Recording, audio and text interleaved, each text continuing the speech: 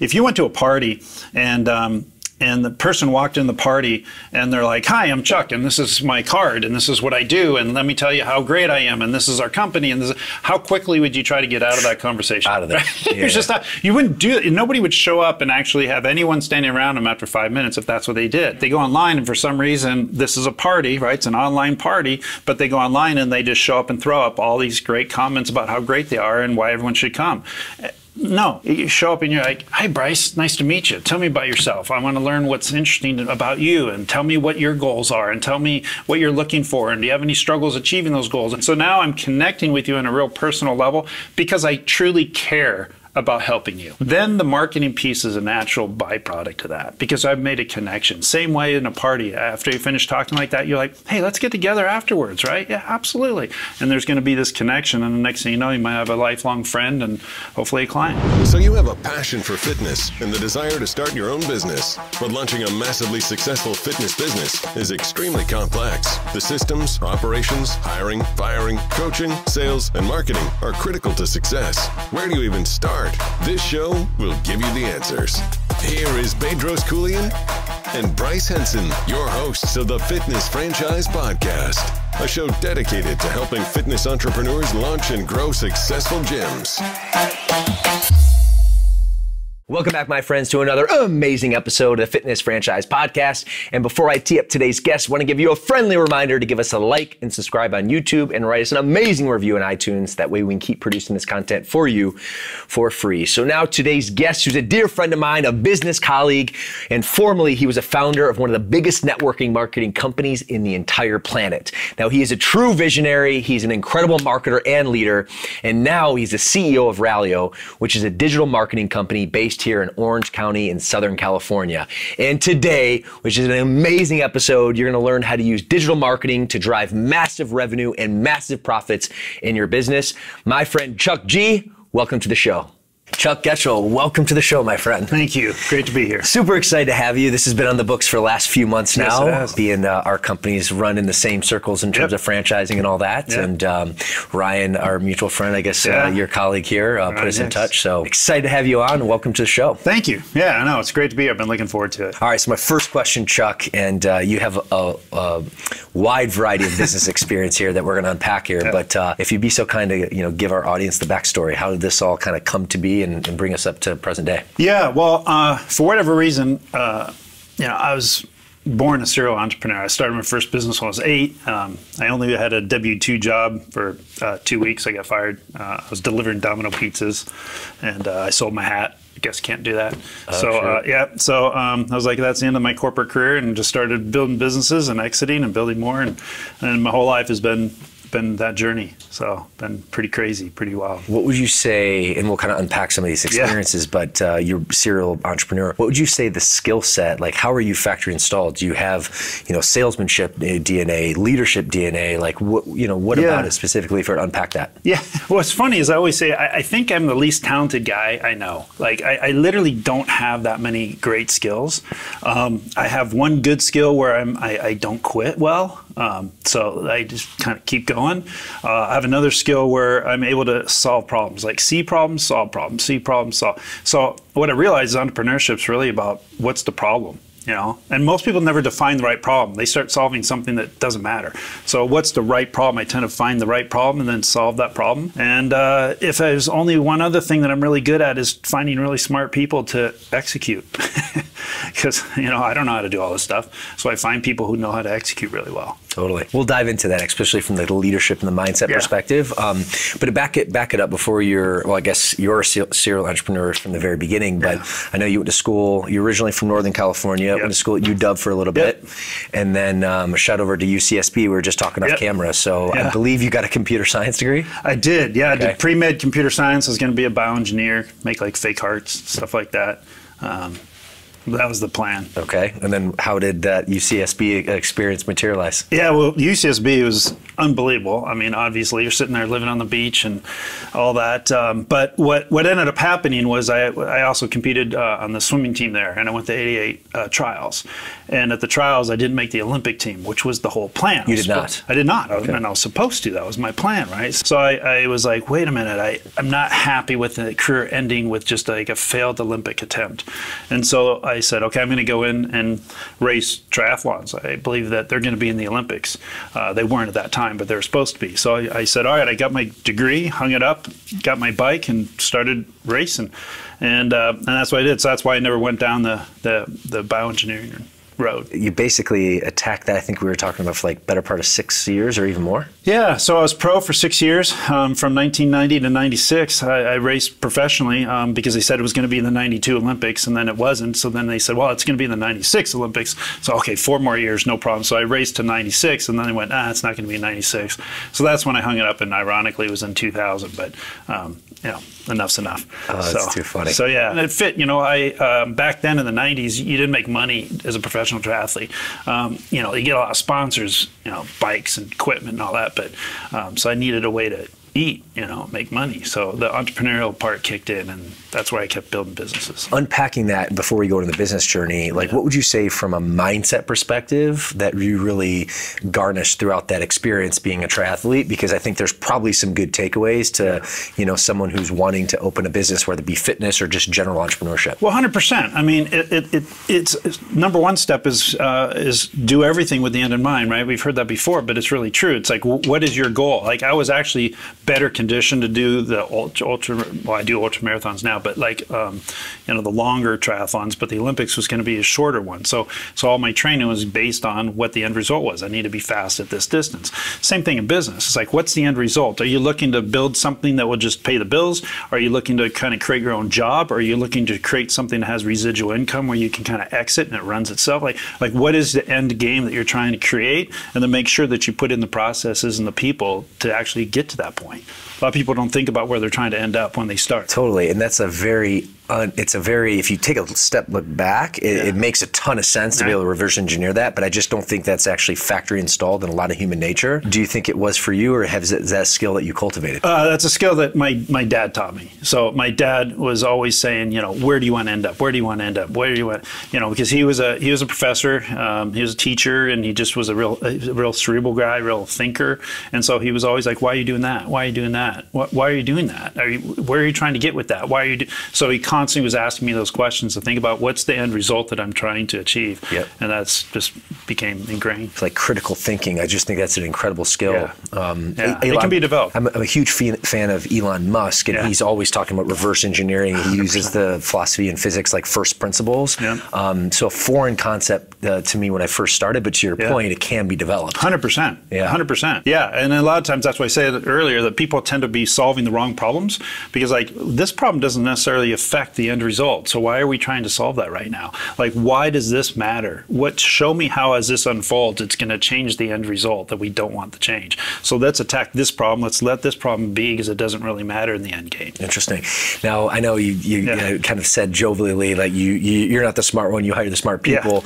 Yeah. I'm sure that's probably a little tongue-in-cheek because you did study computer science. Do you feel like that engineering kind of science background helped you on that path as well? Oh, for sure. Because computer science is it's just another language. It's like Spanish, French, computers, whatever. It's just another way of thinking and a kind of constructive sentence organization and how do you lay things out. So it's all related to just organized thought. Now, before I shift gears actually into your business endeavors, one playing the athlete and the triathlon, not only did you gain a lot of a valuable mindset, but how would you say, and I guess I'm leading the witness here in the sense that I feel like one of the biggest accolades that someone derives from sports is not only discipline and determination, persistence, as you talked about, but also to the ability to handle disappointment. And you just talked about you started your triathlon journey, you were going to make the 92 Olympics, then just joking, then it's going to be the 96, and then just joking as it turns out it was the 2000. But at that point, we're a decade in. Exactly. Talk about that, your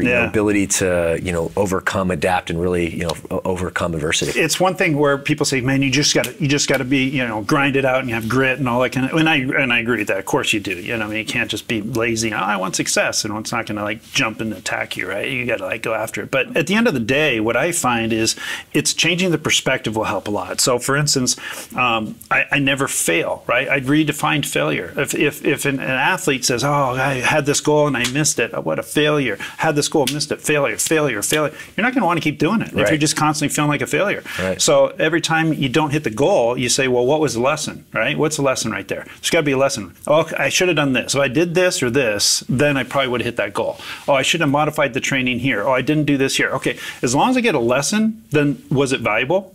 It was valuable. If I get a lesson out of it, it's valuable because the next time I'm better equipped to actually hit the goal. So now if it's valuable, is something valuable a failure?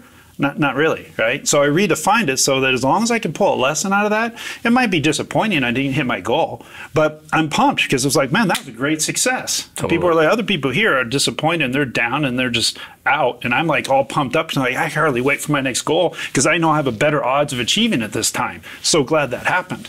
So now I'm like winning, even if I'm not hitting my goals. That, my friends, is an incredible lesson on entrepreneurship, on persistence, on reframing. You know, quote unquote failure, and actually, you know, letting it serve you in future endeavors. That's right. I mean, eventually you're like, I've had to have so many lessons, I have to succeed, right? Just statistically, I can't keep learning all this stuff and applying it and not succeed. So I can hardly wait for the next opportunity. Totally. All right, my friend Chuck. So I really want to jump into Rallio, which you know is your baby and brainchild. It's kind of the rebound stories we were talking offline. Yeah. Before we actually go there, though, because I think there's some big takeaways for our audience who are, you know, entrepreneurs and basically looking to start businesses. Why don't you tell us about, you know, the first company that you just scaled massively? We were just talking about. Yeah. We don't need to go through any of the details, the naming conventions, et cetera. Yeah. But ultimately scaled this massive company, but ultimately had a fall from grace. And really, if you could storytell a little bit, a high level on how that went down,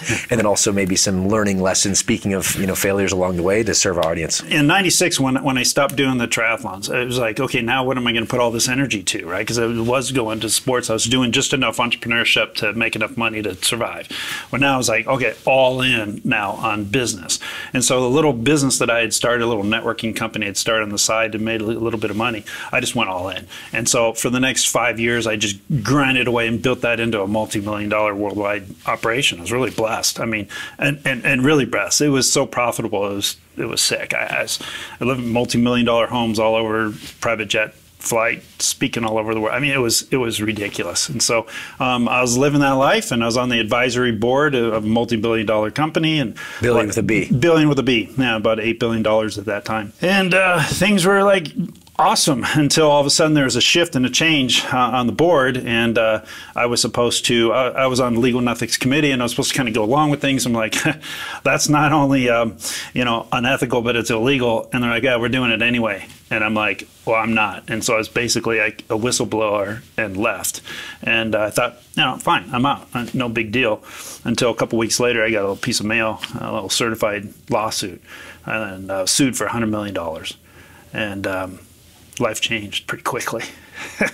Holy smokes. Pretty quickly. So, yeah, so I went to a court, and long court battle, won. I thought, okay, finally, it's over. That was after several years. Next thing I know, sued again, another state, won, sued again, another state. So they just kept refiling the same suit in multiple states until finally I was bankrupt. Just because the company was basically in all 50 states, et cetera. Yeah, exactly. And that's how, you know, that's how that kind of stuff works. So it doesn't matter necessarily if you're right, it just matters who has more money to, you know, stay the course.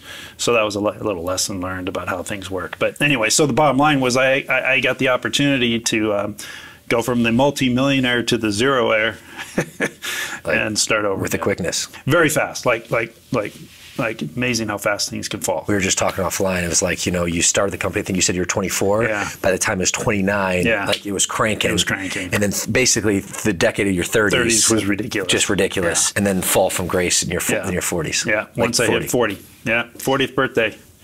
Get to start again. So what would you say, I actually want to take it back before I do though, just about the early days, because, you know, the fact that you went all in and really focus your attention, but we'll get there in a second. Through the fall from grace, like, you know, if you can unpack that for our audience, like what things what was your biggest learning lessons? What things you would have done differently, and maybe what things that, even though it didn't work out, you stood your ground and you're happy to do so. Can you kind of color in a little bit of that story? Well, I'll answer the last question first, because I've had plenty of time to reflect on that, right? What would I have done differently, or what would I have done the same? The thing that I'm grateful for is I stood for my principles, right? And that's a big thing. Like, it would have been very, very easy to just go along with it, and say, all right, well, at least I still get the lifestyle. I'm kind of sold my principles, but I get the lifestyle. And at the end of the day, I decided to go with the principles and forego the lifestyle. And if I had to do it again, I would. I'd probably do it slightly different strategically, how it was handled. But I would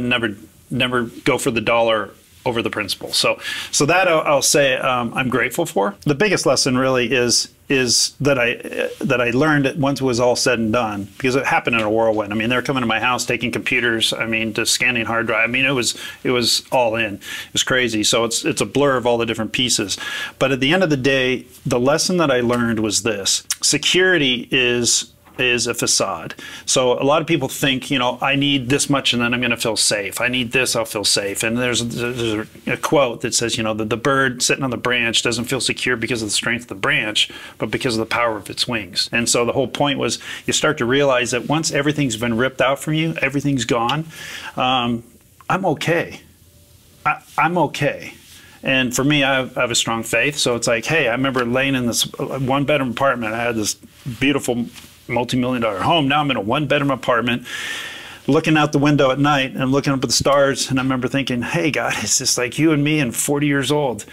I get to start all over again. How am I going to do this? And I remember thinking, you know what I need? I need a best friend. I don't even have a friend right now, because everybody's so mad, because, amazing when you have boats and all, everybody's your friend. And then suddenly you die, nobody's your friend. So I remember thinking, I need a friend. So I went down to the dog shelter, and I remember finding this little black lab. And they just found it the day before on the side of the freeway. And I said, I'm gonna get this dog. And so I filled out the paperwork. I remember this like yesterday. I slid the paperwork across the table to the lady, and she looked at it, and she slid it back, and she said, I'm sorry, sir, but you don't qualify. And I go, wait, what? I don't qualify?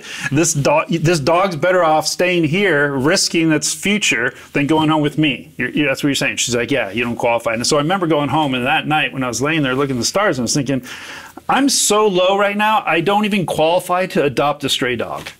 Like, literally 4 months earlier, I was getting on a Hawker jet in San Diego airport. How can things like that happen? And then I went, you know what? But I'm okay. I'm okay. I am blessed, in fact. I got my arms and my legs. I'm in a free country. I got the opportunity to start another business. I can do anything I want. And I've got some experience, and I've got ambition, and I got faith. What am I complaining about? Let's go make something happen. And so I literally, I know everybody has different faith, but I printed out a verse, Romans 8:28, laminated it, stuck it up on the wall. And that's a verse out of the Bible that just says God will do good out of all things. And I'm like, let's go. Let's make this happen. And that's where it started. Dude, man, good on you. Way easier said than done. And I would venture to say that most of our audience can't relate to that magnitude of a lifestyle, right, but definitely can relate to the trials and tribulations of life. Yeah. And I'm a huge, follower and I guess component of Stoic philosophy. And there's a lot of, ways you can unpack Stoicism. But, one of the things I think of is, can you turn a tragedy into a triumph? 100%. Understanding the concept that it's not really what happens to you, it's really how you respond. 100%. And I think from a mindset perspective, specifically tying to our audience, that's an incredible lesson to learn. And hopefully you never have to, you viewers at home have to have a fall from grace to that level. Right. But at the end of the day, though, there's nothing to say that can't happen, and you have to have the mental fortitude to pull yourself up by the bootstraps and reframe the fact of, okay, Chuck, I'm hearing this this incredible lifestyle, incredible business, and all of a sudden there's fall from grace. But at the end of the day, you were good. You were fine. Absolutely. And you had enough mental fortitude and ambition and all the things you just listed to forge the path ahead again. Yeah, and I don't say I was just sitting there going, hey, I'm great. I was wiped. Totally. I'm not trying to say I'm some superhero at all. I was just but I realized, hey, I can either sit here and just wallow in it, or I got the opportunity to start over again.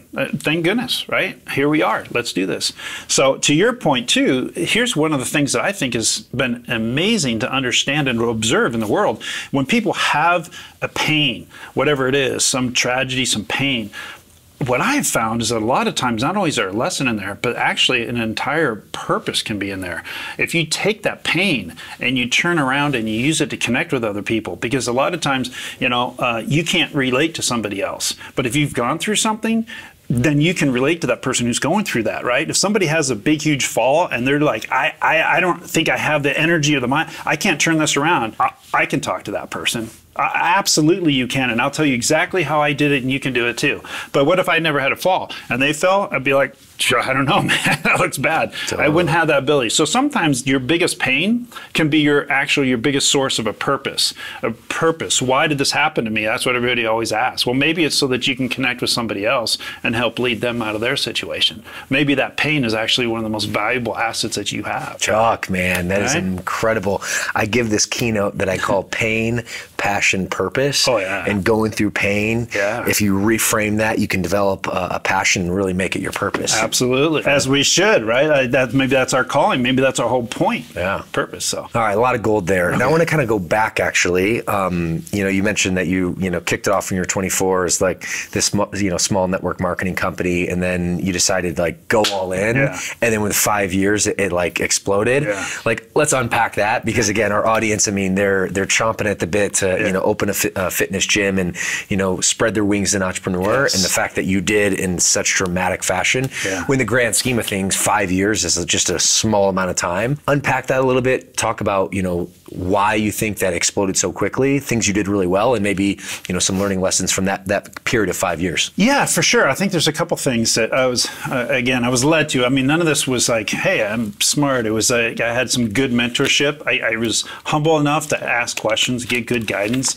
I remember when I very first started, I went to my mentor, who my dad connected me with some very successful people who said they would mentor me. So I remember saying, man, I've got a money problem. Like, I have no money, and I want to start to really get going after this. That was the first thing I remember saying to him. I'm like, I have a money problem. And he goes, no, you don't. I go, no, I do. I can't afford my bills. He goes, no, you don't have a money problem. You have an idea problem. You have an idea problem. And he goes, you need to learn to shift your perspective on everything. So you need to think about what it is the real problem is. As I was saying earlier, you don't have a money problem. You have an idea problem. You figure out the right idea, the money will follow, right? So you focus on the right problem. So I had some good mentorship and some good leadership that really helped me. And I'd say the one thing that I did right, that every person starting a business really needs to do, is throw down the flag and put the stake in the ground and say, this isn't something I'm going to try. This isn't something I'm going to dabble in. This isn't something I hope works out. It's done. This is done. And that's the attitude you take. And everybody you talk to, you say, this is done. And you talk about the end as if it's already there. You talk about, you're not misleading anyone, but you talk about this is what we're doing. And it's done. It's going to happen. It will happen, because one way or another, we'll figure out what we need to solve to make this happen. So it's done. So one of the things that I did right all the time is I was talking about, oh man, this is where we're going to be in 5 years. This is it. And I made it so much so that I got people thinking, this guy might actually be right. And if he's right, if that's going to happen, I'm either going to watch his success or I'm going to be a part of it. And I know they were thinking that because I told them to think that.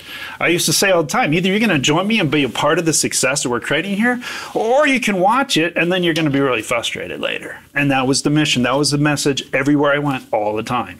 And so any business you should build, if you're like, hey, I think we're going to try this gym thing, I think it might be pretty good. It'd be like, are you kidding? Okay, why don't you start for a while? If it's working out, call me up, then I'll join you at that point. And it's like, no, you got to be like, man, we are creating the most incredible, life-changing environment anyone's ever seen. Let me tell you about it. And you could be a part of it from the very beginning. And you start casting that dream and that vision. Everybody wants to be a part of something bigger than what they can create on their own.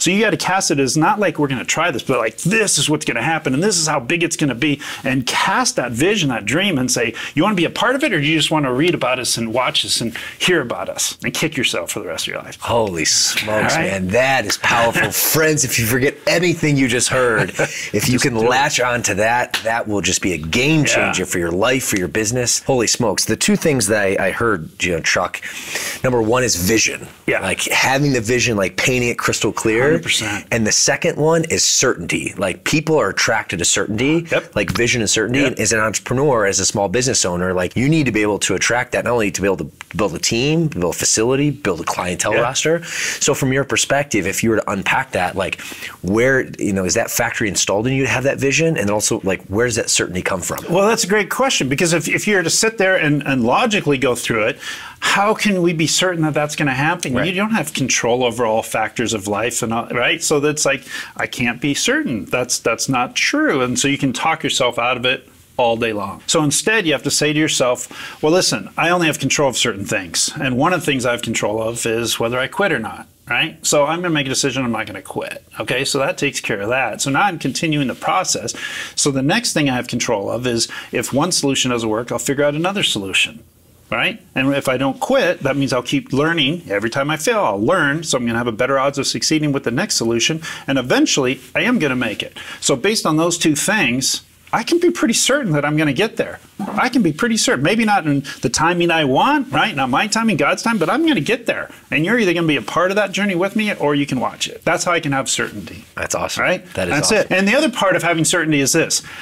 Every time I doubt, I don't know if I know how to do this, like the marketing side or the engineering or the finance side or whatever, then I'm like, why am I thinking about my own limitations? Like, of course I can't do it. I'm not that smart.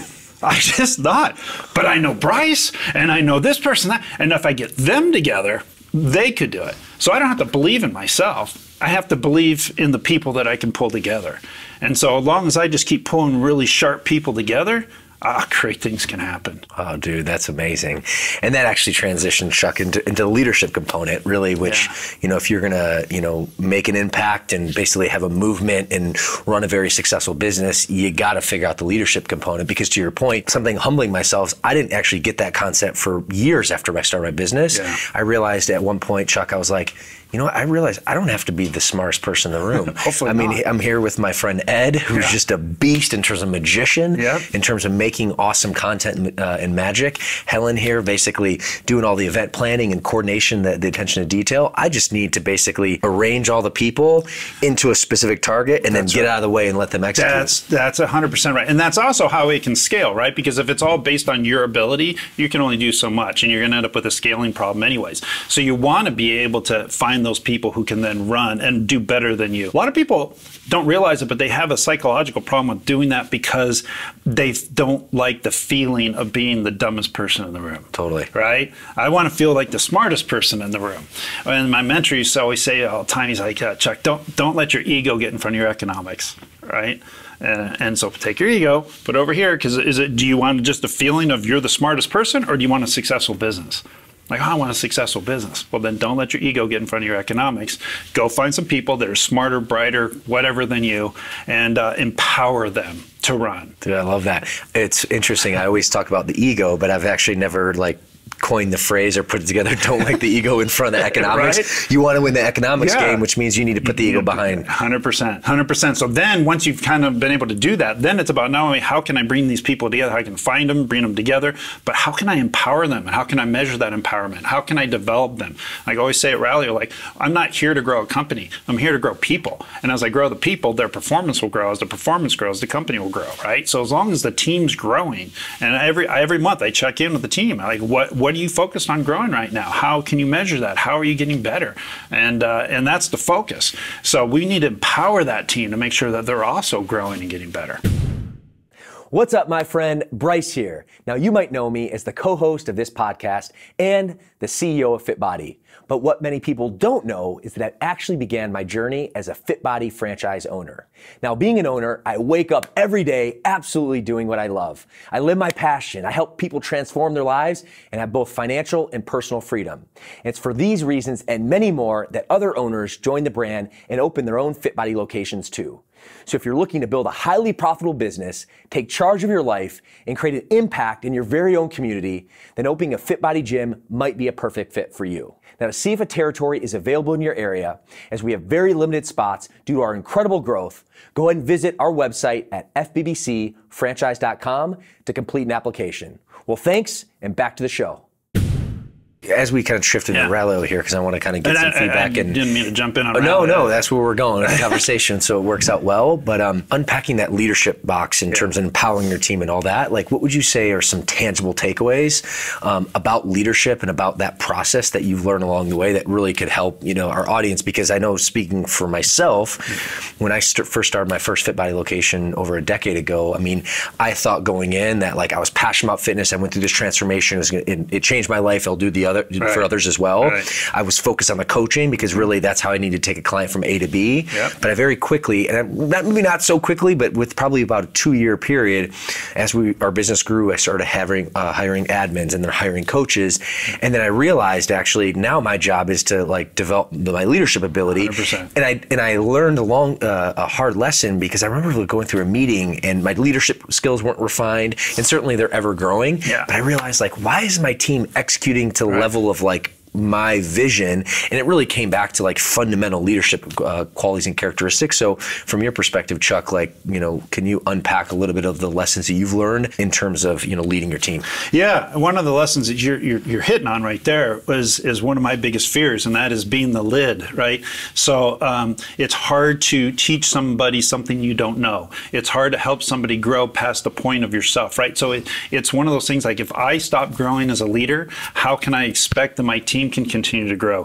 So that's a scary thing, right? As long as you're thinking that way, then you're constantly hungry to grow, constantly looking for ways and people, a mentor, and people like, so like, how can I learn from you, and have that humble heart to keep learning and growing so that you can continue to empower. And then the other part is, how can I get processes and systems in place to leverage their ability, right? So are they capped with just limitations on what they can do? Are they spending too much time doing things that aren't really moving the needle for the business or themselves?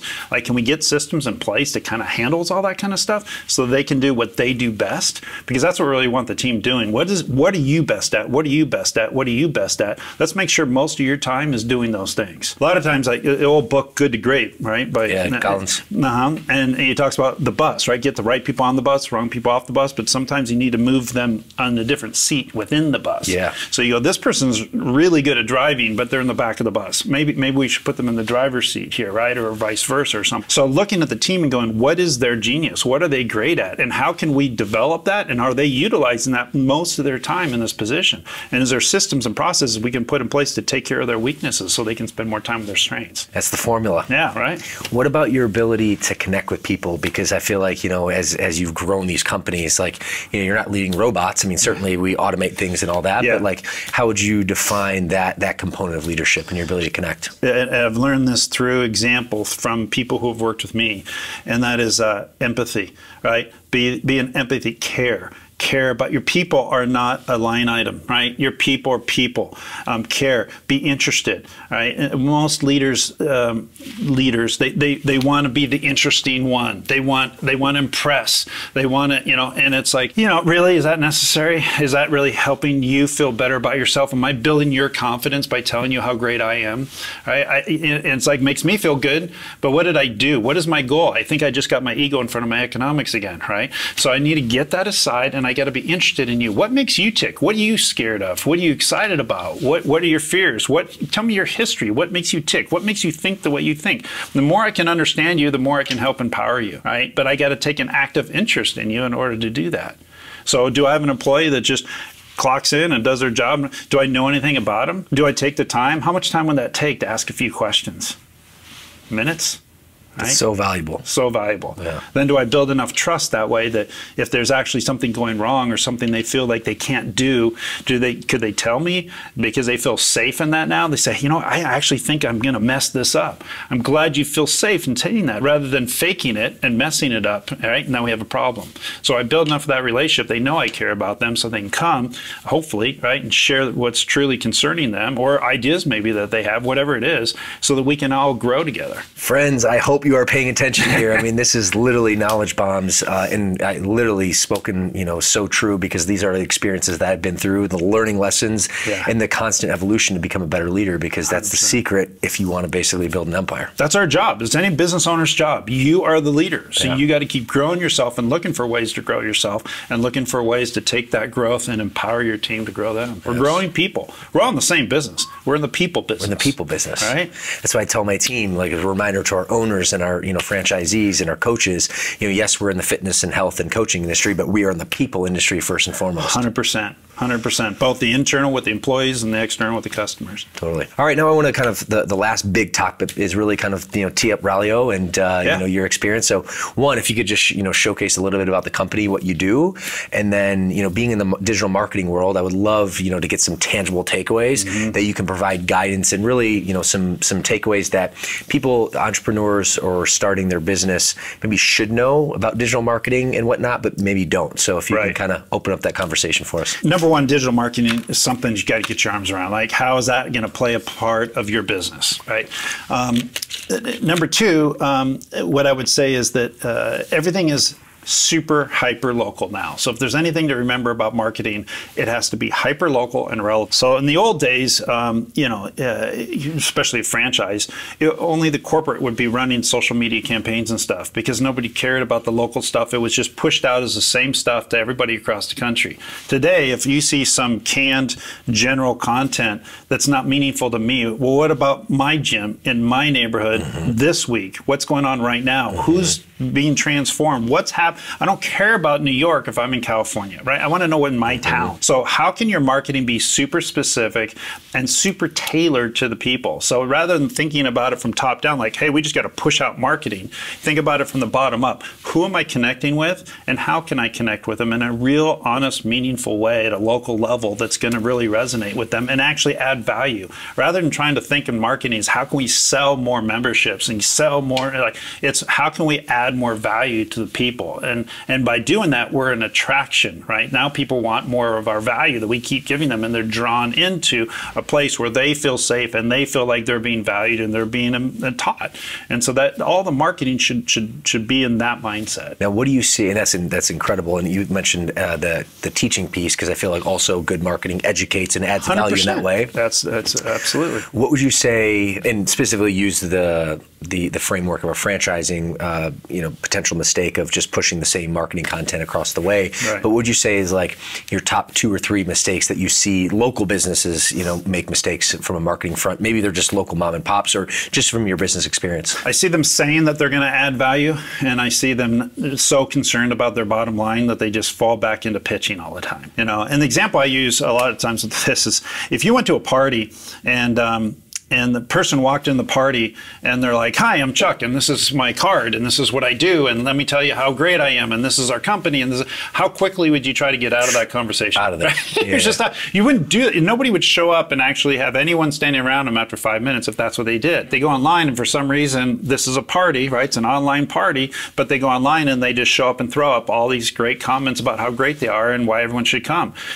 No, you show up and you're like, hi, Bryce, nice to meet you. Tell me about yourself. I want to learn what's interesting about you, and tell me what your goals are, and tell me what you're looking for, and do you have any struggles achieving those goals? I want to learn about you, and hey, you know what? I found that this person over here did this, which sounds like it might help you. Does that help you? Yeah, that is. Let me show you this. And so now I'm connecting with you on a real personal level because I truly care about helping you. Then the marketing piece is a natural byproduct of that because I've made a connection. Same way in a party. After you finish talking like that, you're like, hey, let's get together afterwards, right? Yeah, absolutely. And there's going to be this connection, and the next thing you know, you might have a lifelong friend and hopefully a client. Yeah, that's huge. That is so good. It's a great word picture as well, because I think every one of our audience, myself included, can understand the party analogy, like in person, right. But then translating that to the digital space, it doesn't really connect unless you actually bring, analogy like that. Yeah, so you really got to think about it. At the end of the day, your digital marketing viewers are the same people that are at the party. Totally. Right? So, and you're communicating as the digital page the same way at the party. So that dialogue is still happening just because it's digital. It's the same thing. So make sure there's a balance of things you're talking. Talk a little bit about yourself. Of course, you got to tell them how great the things are that you have. What is your offering? I need to know. But make sure you're educating me. Make sure you're inspiring me. Make sure you're drawing me into wanting to be around you because I feel like you add value to my life and you care about me and you have interesting things that I want to know more about. That conversation, just like at a party, should be flowing out of your digital pages online. So giving the opportunity to kind of, pitch a little bit or to talk about Rallio, how do you do that and what separates your organization and, color in those details if you'd be so kind. Yeah, so Rallio very simply is a digital platform made for franchise brands where corporate can have an ability to send digital messages to all the different franchisees and push them out to pages. Franchisees, and here's where we differentiate, because that was kind of traditionally how things are always done, push things down and out. Well, what I wanted to do is create something that was really meaningful at that local level. So we created technology where we created employee advocates, where all the employees become part of the team to capture special moments. Pictures, videos, customers, testimonies, special events that we're doing, whatever it might be, capture that. You have the boots on the ground that are capturing images and videos all over the place, and they're capturing those and they feed up into the system. And so all the franchise owners, the corporate, everybody can see all this different stuff and like, this is our world. You guys captured it. Now we have technology that brings it up, and now we can format that into different pieces of content and marketing materials and push it out. So the world really hears the real story. It's the story that was captured at the ground, brought up, organized, and pushed out, not something created in the back room of the headquarters office and just sent out. Yeah, that's ingenious for the exact reason that you talked about, not top-down focusing, like in the trenches, bottom-up focus. So that's been our passion, is just to continue developing that. And now AI has gotten so good. It's really interesting. Just in the last few years, it's gotten so good that now as all these things come in, our AI scans all of it, tags them, puts things in different folders because it can read the different types of pictures and what's going on in these pictures. And so it allows the system to be very, very organized and leveraged as far as time to actually execute on making things happen from it. Yeah, that's wild. Now, drawing back from the business perspective, I guess the last big point that I'm curious on is, you talked about you don't have to be the smartest person in the room.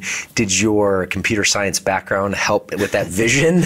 Yeah. So walk me through that business, I guess. My poor engineers, because I know just enough about engineering and computer science to be dangerous, right? So, because typical engineers, no matter what your question is, the answer is no, right? So it's like, hey, can you guys do this? No, right? So and then you have to go, I know you can, guys, because I know just enough about this to know that that is possible. So, all right, yeah, I guess but it'll be hard. Well, okay, hard and no are two different things, right? So now I'm glad we're moved over to hard. So now you go ahead and solve this hard problem, and we're going to come out with something that nobody's ever done before. And so that's the same kind of mindset that everybody should take, is really just saying, okay, what do I know just enough of that I can have that dialogue with the smart people in the room to really empower them to go after the hardest tasks and do something that hasn't been done before. Why are we doing it this way? Is there a better way of doing it? Is there a way nobody's ever thought of before? Can we pilot that somewhere? Can we get, what can we do to keep moving this constantly to the next level? So much value here. Yeah, it's fun. Chuck, man, this has been awesome. I still got a few more minutes with you. I would love this transition to the lightning round if you'd be so kind. Sure. All right. Well, just, connecting with you, you can feel your passion. What would you say is your biggest passion project, or just something that you're passionate about in life today, and why? Yeah, I have a lot of passions, but comebacks.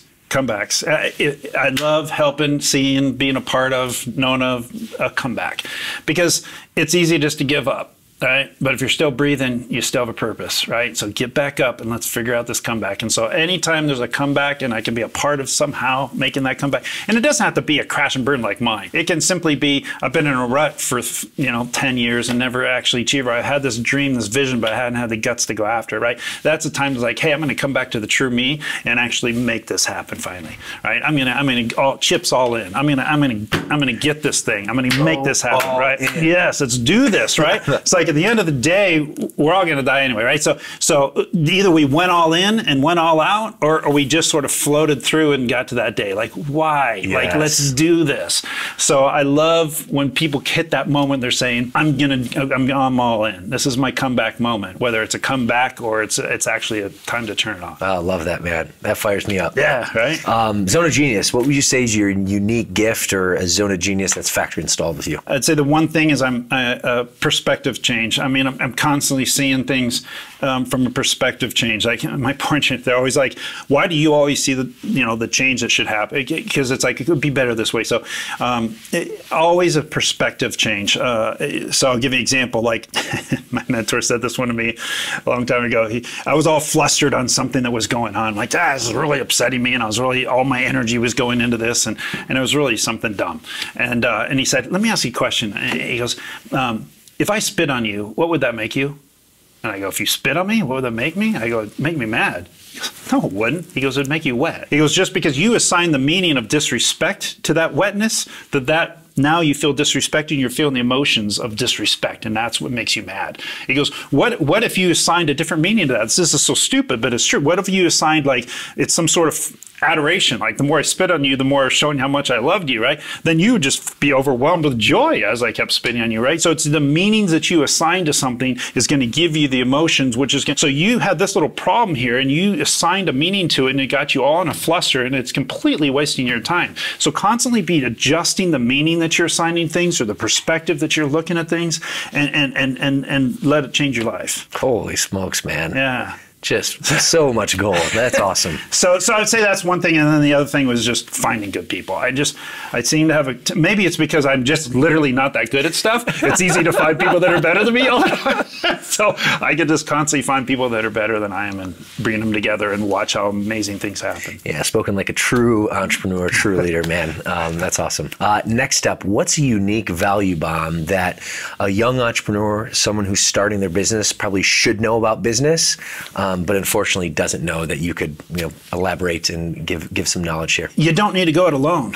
Right. I mean, and now especially specifically in your business, it kind of that's built in, right? Because you're in a franchise space. But if they're not in a franchise family, you don't have to go it alone. So a lot of times entrepreneurs feel so alone, right? And I got to figure everything out on my own. I got to do everything on my own, and it feels lonely. A lot of times it feels lonely. I can't share all my concerns with my employees, right? Because that's going to depress them. So I'm just all alone, right, with that, and that can be debilitating. So I would say one of the biggest things is making sure that you get a network of people, mentorship team leaders that you can connect with that help you get through it, so you're not all alone. Entrepreneurship is a team sport. It really is, even though it feels like an individual play. Yeah, it's so true. So true. My next question for you was the lowest entrepreneur moment, but I think you've probably hit that in spades. Yeah, that dog. You don't qualify to adopt a stray dog. He may be euthanized tomorrow, but that's better off than going over to you. Yeah. Oh, good on you, Chuck. On the flip side, what would you say has been your proudest accomplishment or moment? Well, one is very personal. It has nothing to do with what we're talking about, but it's the real truthful answer. Having my first son, because I was told I could never have kids. And, awesome. and I remember saying to that doctor, "Well, you're right. Not with you. I won't ever have kids," and just kept pursuing again and again and again until I found the right person to figure out how to make that happen. So that's probably my greatest accomplishment. Good on you, man. Yeah. That's incredible. A story of, I guess, fulfillment from a personal perspective, but also persistence. The last few here, you're in the business of giving good advice, especially as you run a big team and company. What would you say is one of the best pieces of advice you've ever received, and why? Don't believe yourself. The thoughts that are in your mind, you're not the thinker, you're the listener. And once you realize that, it changes everything. Because in your head, are we normally full of positive thoughts or no, negative thoughts, limiting thoughts, right? And we think that those are actually our thoughts. And so the best piece of advice I ever got was, you're not the thinker, you're the listener. So stop believing all these thoughts and start learning to say, I'm listening. Nah, I'm going to reject that one. I'm going to replace it with this. I'll agree with that one, so I'll own that. So as long as you restructure that I'm just the listener. I don't know how all this stuff gets in my head, but I'm just listening, and I'll accept what I like, and I'll reject what I don't. It's like the reframe game, man. That's constantly. That's gold. Last two for you. Leaders are readers. What would you say is a big book, or maybe a podcast, or some sort of literature that's really made a big difference in your life that you can share with our audience? I have to mention Ryan's you said podcast. There you go. Ryan's got Modern Business Podcast, one of the biggest podcasting and franchise. Really good stuff. He pulls in great people. I think, and he featured me on as a guest. So hey, right? there you go. So yeah, that's a great podcast. Everyone should be listening to that. I love Maxwell stuff. I think one of the recent books that really was really powerful was one that probably a lot of people haven't heard of, called Pitch Anything. Oren Klaff. He is a guy, he's talking about how to raise really large capital for really big deals and creating the right pitch for that. But it can be applied to even the smallest of sales. And it's really about a different way, again, talking about changing perspective. It'll change everything you've ever thought about sales. A completely different way of thinking about it. Pitch Anything. Pitch Anything. Oren Klaff. Holy smokes. It's really powerful. There's an audio book too you can get. Is it relatively new? Amazon. A few years old. Okay. Yeah. But the guy's he hits it straight on, hard hitting, but powerful. It made me throw out a lot of premises, a lot of things that I always thought were true about communication, sales, and business, and just completely turn it on its head. And I've incorporated all those with Rallio and growing the company. And man, every time we have anybody who's going to communicate with people at all, we make sure that they're listening to that book or reading the book. Holy smokes, that's gold. I haven't even heard of it. Yeah, so hardly anyone has. I'm going to jump on it. All right, Chuck, my friend, this has been awesome. I got one last question for you, but holy smokes, so much gold here. Before we shoot, as our audience are interested in fitness, they're interested in business and entrepreneurship and leadership and really just being the better version of themselves. Yeah. What would you say is one piece of parting wisdom that will help them on their journey? Your journey is a movie. It plays out as a movie, and there's a couple things to consider in that. Every movie has all the highs and the lows, right? Oh, this was great, and oh, this didn't happen, and the scary moments and all the different scenes, right, that go on. And too many times, I think what happens is we think that one of the frames in the movie is the whole movie. And we get stuck on that frame. Like, oh my gosh, this is happening. This is horrible. We're never going to get through this. And it's like, there's going to be another scene, right? It's going to continue, right? Is this the end of the? No, this is part of the movie. So just remember that, and this too shall pass. My mentor used to always say, when things are bad, and this too shall pass. When things are incredibly good, and this too shall pass, right? So don't get too, oh, this is amazing, or oh, this is terrible. Just realize the whole movie's unfolding. And then the last part of that is have you ever seen a movie twice? Yeah. Okay, when you go back the second time, it was interesting, but were you quite as caught up emotionally? No, and you notice so many different things, and it's just it's a different experience. It's a different experience. It's like now you're getting into the details, you're seeing stuff, but you're not too worried at the scary parts because there's another scene and it all works out in the end. It's like, you know what? That's how we want to go through life. We want to be looking for the little details. We don't want to get too worried. We know there's another scene. You're going to make it in your business, especially if you claim it now. You say, this business is going to be the most life-transforming business anyone's ever seen. It's going to fulfill us. It's going to fulfill everyone around us. We're going to impact people. We're going to change lives, and it's going to be part of our legacy. That's how awesome this is going to be. So as I'm watching the scenes going like this, whatever, right? We got to handle stuff, but no problem, because we know the movie's going to play out, and it's got a beautiful ending. That is wisdom right there, my friend.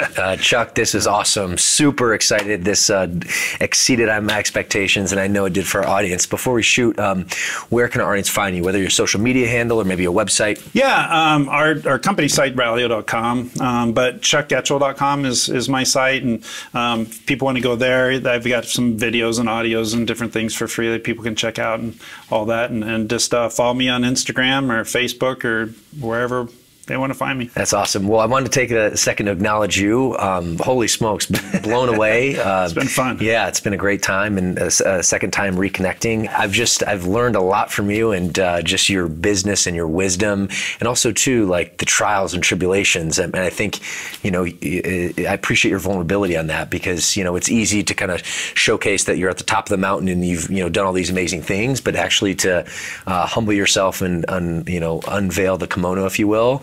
Says a lot about you and also the value that you added. So I wanted to acknowledge you for that. Well, thank you. And if it's okay, I want to say something back, because I appreciate all those words. But honestly, you guys are doing something really awesome here. And I know you don't need the pitch or the commercial or the accolades, but there's a lot of people that are building businesses. And clearly, I've known you guys, I've watched you guys, and especially seen what you've done as of recent and the growth. But it's all about transforming lives. It really is. It's not just a a verbiage, a word game. It's truly authentically in the DNA of this brand, of you guys, and that's why I'm sitting here right now, because I'm just excited about the fact that you are authentically out there, truly making a difference in this world, and that's positive. That's positive. Chuck, man, I appreciate that. That's awesome. Oh, there we go. Been a great time, friends. I know you got a ton of value. Shoot, I did just sit in this chair, and if you want to go ahead and give us a like and subscribe on YouTube and write us an awesome review on iTunes, that way we keep producing this content for you for free. So, Chuck, thanks again, my friend. It's been a pleasure, and we'll see you, my friends, in the next episode.